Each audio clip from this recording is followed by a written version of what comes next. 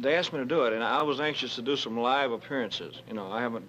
It'd been a long time since I've been on stage in front of... They said Elvis Presley never had enemies, but behind the rhinestone jumpsuits and velvet charm, the so-called king of rock and roll carried a blacklist. Not everyone who shook his hand earned his respect. In fact, some of the most iconic names in music history ended up on the wrong side of Elvis's private war. Rivals, rebels, and even friends turned foes. These weren't just professional tensions. They were deep, personal grievances hidden behind the bright lights of stardom. From political accusations to shattered trust, today we uncover the 7 musicians Elvis Presley secretly hated and the shocking reasons why. You may think you know the king, but after this, you might see him and these legends in a whole new light. To the rest of the world, the Beatles were a cultural revolution, 4 mop-top geniuses from Liverpool who changed music forever. But to Elvis Presley, they weren't heroes, they were thieves. When the Fab Four arrived in America,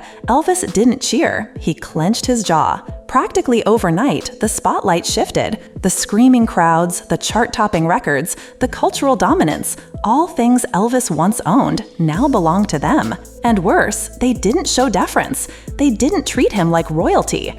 The king, once untouchable, now watched as 4 British boys rewrote the very rulebook he helped create. In 1965, the Beatles visited Elvis at his Bel Air mansion. It should have been a monumental meeting, 2 forces of music finally colliding. Instead, it was tense and hollow. Elvis strummed a bass. The Beatles fidgeted awkwardly. He reportedly mocked their hair, their manners, even their obsession with fame after they left. But Elvis didn't stop there. He went straight to Washington. In 1970, during his secret meeting with President Richard Nixon, Elvis declared the Beatles subversive. He accused them of promoting anti-American sentiment and stirring unrest. To Elvis, they weren't just rivals on the charts, they were cultural threats undermining everything he stood for. But even within the band, one name burned brighter in Elvis's resentment, and that name was Lennon. If the Beatles were a problem for Elvis Presley, John Lennon was the provocation that couldn't be ignored. It wasn't just Lennon's music, it was his mouth. Loud, defiant, and unapologetically anti-establishment, Lennon represented everything Elvis feared the music industry was becoming. Where Elvis built his image on charm, patriotism, and Southern grace, Lennon tore those values down brick by brick. He mocked organized religion, protested the Vietnam War, and once famously claimed the Beatles were more popular than Jesus, a comment that sent shockwaves through the very fan base Elvis had spent years nurturing. To Elvis, that wasn't rebellion. That was blasphemy. But his issues with Lennon weren't philosophical, they were personal. Elvis believed Lennon was poisoning American youth, that his influence was dangerous, his message destructive. During his 1970 Oval Office meeting, Elvis didn't just criticize Lennon, he named him.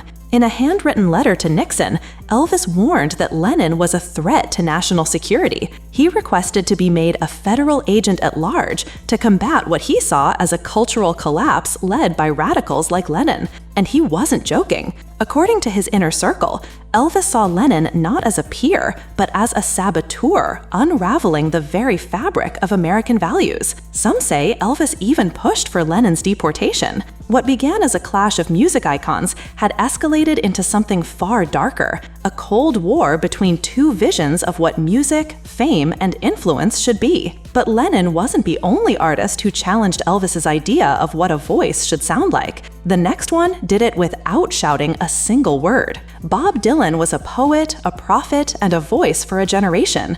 But to Elvis Presley, he just sounded like noise. While Elvis quietly admired Dylan's lyrical depth, even covering "Tomorrow Was a Long Time" in private, he couldn't wrap his head around the delivery. Dylan's scratchy, nasal tone and offbeat phrasing felt like a slap in the face to everything Elvis believed a performer should be. Elvis had built his legacy on polish, precision, and vocal power, a voice that soared, a performance that glistened. Dylan, by contrast, mumbled his way through verses like a man lost in thought and drowning in metaphor. And yet, people loved it. To Elvis, that was the real insult. It wasn't just that Dylan didn't sing, it was that he didn't care. He didn't dress up, didn't dance, didn't smile for the camera. And somehow, that stripped-down indifference made him a star. Dylan became the face of a new era, one where rough edges were worshipped, protest was popular, and polish was passé. Elvis, watching this shift unfold from his shrinking throne,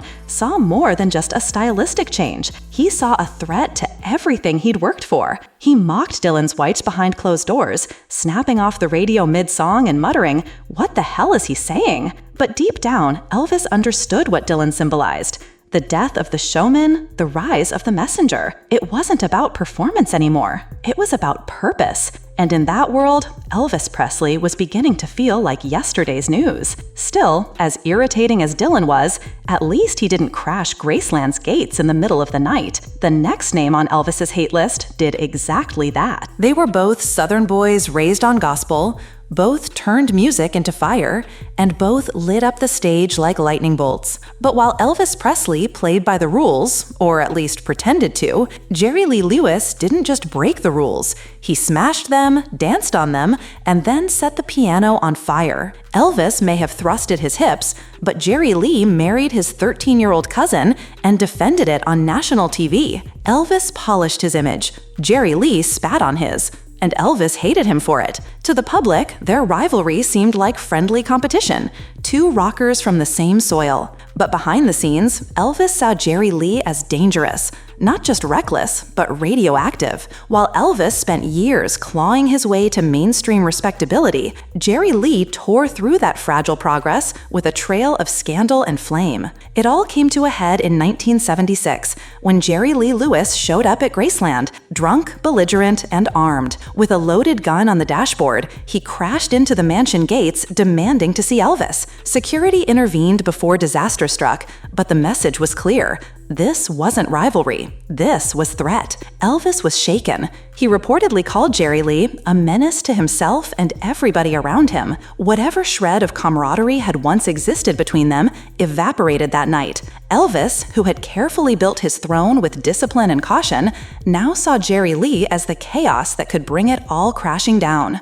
But not all of Elvis's enemies were wild men with guns. The next one used only words, sharp, polished, and devastating. Frank Sinatra didn't need a guitar or a stage dive to dominate a room. His voice alone commanded silence, and his opinion could shake the entire industry. So when Sinatra publicly declared rock and roll the most brutal, ugly, desperate, vicious form of expression, it hit Elvis Presley like a brick wall. This wasn't just any critic. This was the Sinatra, the velvet-voiced monarch of the old music world, essentially declaring war on the future Elvis was creating. To Elvis, it was more than an insult. It was rejection from the very heights he aspired to reach. Here was the face of musical class and credibility, telling the world that Elvis's genre, his revolution, was garbage. And while the two eventually shared a stage on the 1960 Frank Sinatra Timex show, the smiles were for the cameras. Behind the scenes, Elvis felt cold steel. According to his entourage, he referred to Sinatra as Old Vegas,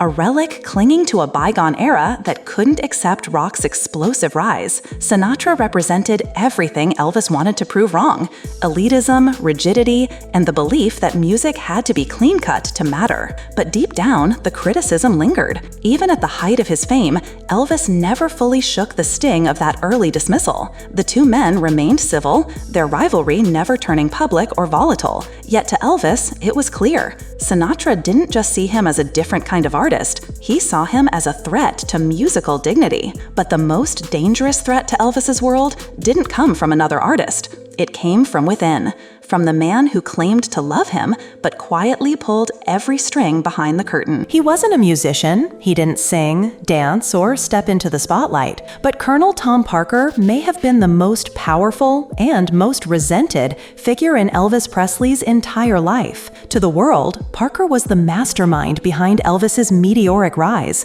the man who turned a truck driver from Tupelo into the king of rock and roll. But behind the gold records and sold-out tours, Elvis lived in a gilded cage, and Parker held the key. Their relationship was built on contracts, manipulation, and quiet control. Parker took a staggering 50% of Elvis's earnings, double the standard cut, bleeding his finances dry while claiming it was all for the brand. When Elvis wanted to tour overseas and connect with his global fan base, Parker blocked him, not because of strategy, but because he himself didn't have a valid passport and feared exposure of his illegal immigration status. The Colonel's greed knew no limits. He forced Elvis into a grueling schedule of low-quality Hollywood films and endless Las Vegas residencies, treating him less like a star and more like a cash machine to cover gambling debts. As Elvis's health declined in the 1970s, bloated, medicated, exhausted, Parker didn't ease up. He pushed harder.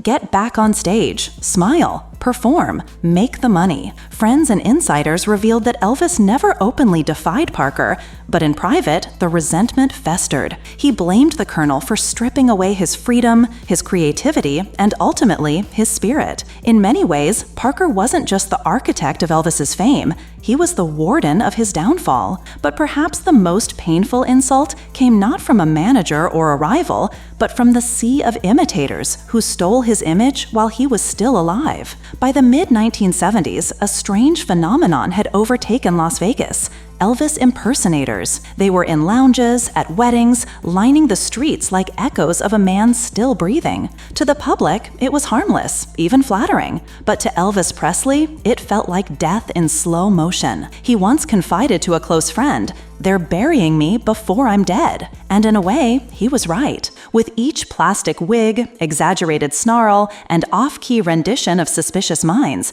the real Elvis felt more erased. These weren't tributes. They were distortions, cartoonish parodies that reduced a man's lifetime of work into a joke, a novelty, a cheap routine. He'd walk past casino billboards and see himself, not as he was, but as bloated caricatures in rhinestone suits. It wasn't just insulting, it was terrifying. Elvis began avoiding certain hotels entirely, just to escape the constant reminder that he was becoming a living relic. In private moments, he spiraled. The impersonators weren't just men in costumes. They were symbols of something bigger: his loss of control, his fading relevance, and the creeping realization that his identity no longer belonged to him. With every new copycat that took the stage, the king felt himself fading further into the background of his own legacy. It was a unique kind of torment, to be alive and already replaced. And unlike the rivals who challenged him or the manager who used him,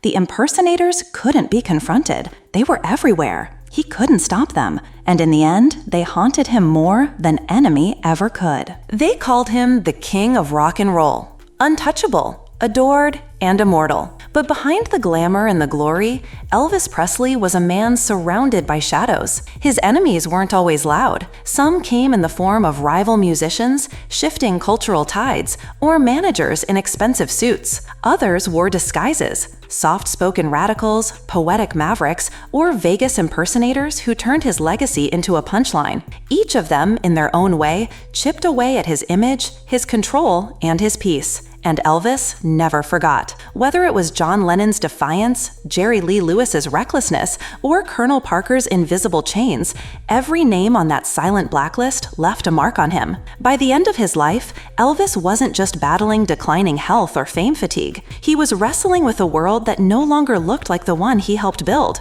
And in that world, his voice, once the loudest, was starting to echo back as something hollow. But now you know the truth. The rivalries, the resentment, the unraveling of an icon from within. So the next time you hear a Beatles song, a Dylan lyric, or catch a glimpse of an Elvis impersonator on a Vegas stage, remember, even legends have limits, and even kings sometimes are haunted by the throne they once claimed. If you found this story eye-opening, make sure to like, subscribe, and share your thoughts in the comments. Which of these rivalries surprised you the most? And do you think Elvis was justified in his resentment, or simply afraid of a changing world? Let us know below.